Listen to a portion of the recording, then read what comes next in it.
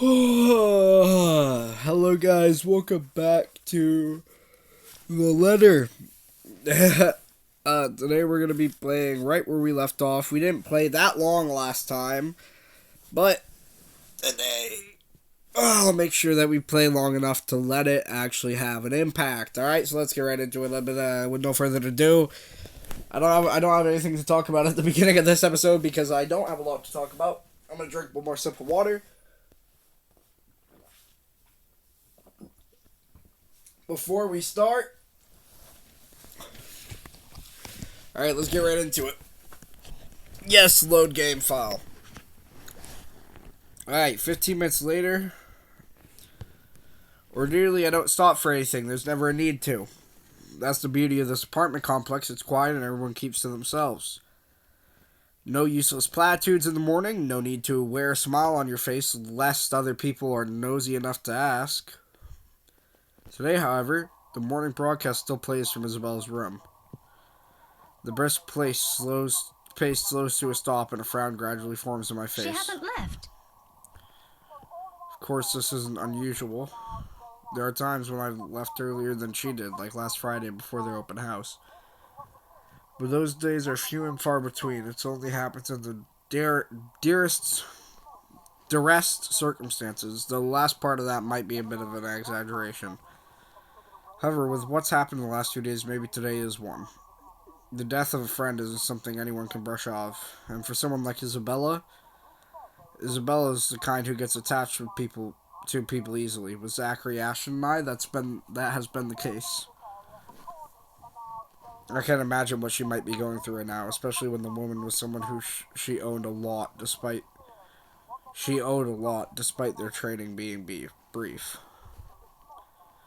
I've given her the space last night in deference, but perhaps today might be the proper time to check on her. Oh, whatever. I've still got time anyway. With light steps, I move closer to her door, hand already poised to knock, so I don't do so until I hear her answer me. Isabella? Belle? Are you in there? No answer. After a second, I finally knock lightly so I don't disturb her in case she's sleeping. I merely left the telly running last night. Never mind how she never lets that happen. Ever. Waste of electricity and all. I just want to check on you before I leave. Is that okay? Are you going to work today? Belle? Still nothing. I'm about to leave. If you want, I can drop you off. Another round of knocking. Then I'm fishing out a copy of her key from my bag and unlocking the door. She lent it years ago after I complained about the mess and offered my help in cleaning up. Though the gesture was completely unnecessary back then, and after all, I could always knock. But she never did bother taking them from me, always returning it or turning away from the conversation whenever I insist. At one point, I've simply stopped trying to hand it back to her. Isabella? I'm coming in, all right? Without waiting for her answer, I push the door open and step inside. Her unit's still a mess. Instant noodle cups on the table, a pile of clothes on one side, paper strewn about everywhere, and an unkempt bed, among other things. This much is a given, will always be a given. I've been here several times already. I still wonder how she can function like a human being with the place in this state. However, that's neither here nor there. I'm not sure what I'm expecting, but certainly not finding an empty flat. Granted, she could have left earlier, far earlier than usual, but she never, ever leaves without making sure she's unplugged everything. That's something she doesn't forget to do. It doesn't help that her bathroom appears unused this morning. Another habit. It can only mean she hasn't been here since last night. Perhaps even since the morning after Miss Cooper's death. Either idea doesn't sit well with me. With the news we've been hearing lately. The authorities are still trying to find the cause of death for all the victims. Early investigation revealed most of them were employed under Briar Realty Corporation at the time of death. Meanwhile, BRC has refused to comment on this. It rings for a minute, the sound of comfort in itself, but when another minute rolls by without her answering, well, I'm not a woman prone to panicking.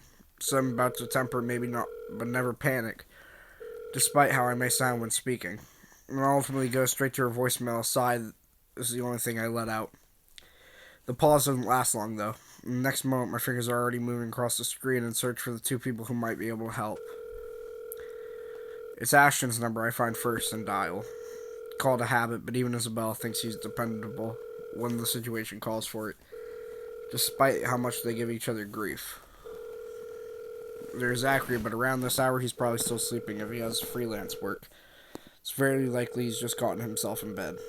He's the last person I want to bother, if anything. The wait doesn't take long. Soon a click, then Ashton's voice echoes through the receiver, rough and still heavy with sleep.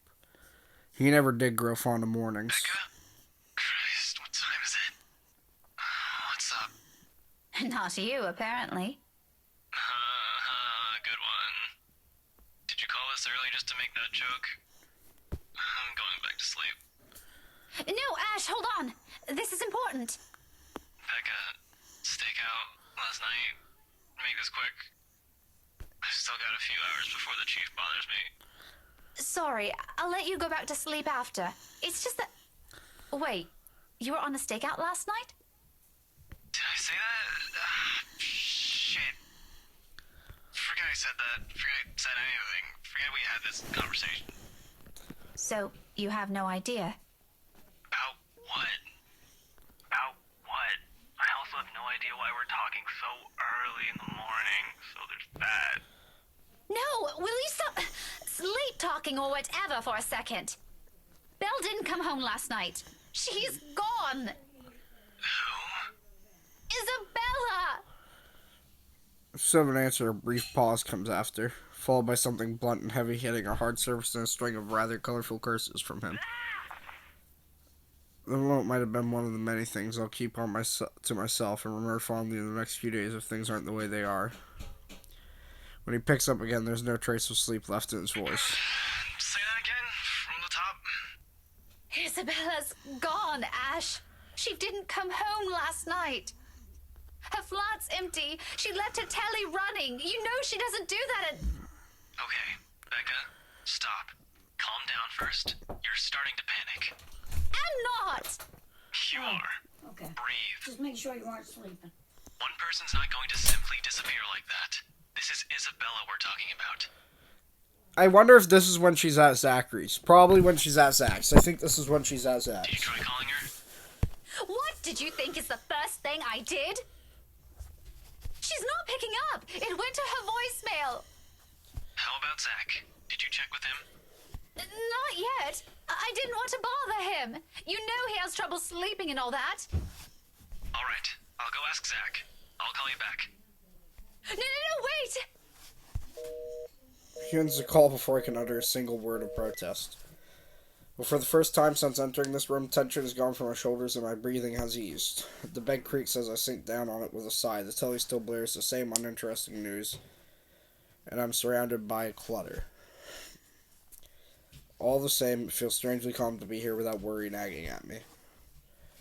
I'll have to apologize to Zachary later for sending Ashton his way this early, but for now, relying on the latter for this isn't the wrong choice. It never will be. There's something I won't ever doubt in him, much like his promises. And true to his word, he calls back only a few minutes after the last one has ended. She's with Zach. Oh, I'm so glad to hear that. She could have at least sent a message last night. What are you, her mother? It's one thing to hear that from Isabella, but from I Ashton? don't want to hear anything like that from you. I'm serious. You've got to stop treating her like she's one of your students, Becca. You don't have to keep tabs on her every time. Last I checked, she's only 3 years younger than the two of us. That's almost a decade gap from those kids you're teaching, you know? Says the person who keeps calling her Scaredy Cat. That's not related at all. Anyway, I'll go check how she's doing. Don't stress yourself out. You go ahead to work. Wait, you? Don't you have a precinct to be at? Whatever happened to not treating her like one of my students? Because if anyone's going to ask me, I think you're doing the same thing. Zach said it's an emergency. Something happened last night. Emergency? He didn't put it in those exact same words, but it sounded like it. Ash, what really happened? Is Isabella fine? She's alright. She's safe. Zach let her stay the night after she... Look, okay. Z-Man wasn't clear about it, but let me handle this. I'll check on her. I'll bring her home. It sounds like a lie if I've ever heard one, indeed. The sort where he omits things so people won't fret, and I'm not sure whether I should be happy he cares that much to do that. There shouldn't be a need for this between us, is there? We grew up together, didn't we? He knows I'm capable of at least hearing out the truth without it gnawing at me for the rest of the day.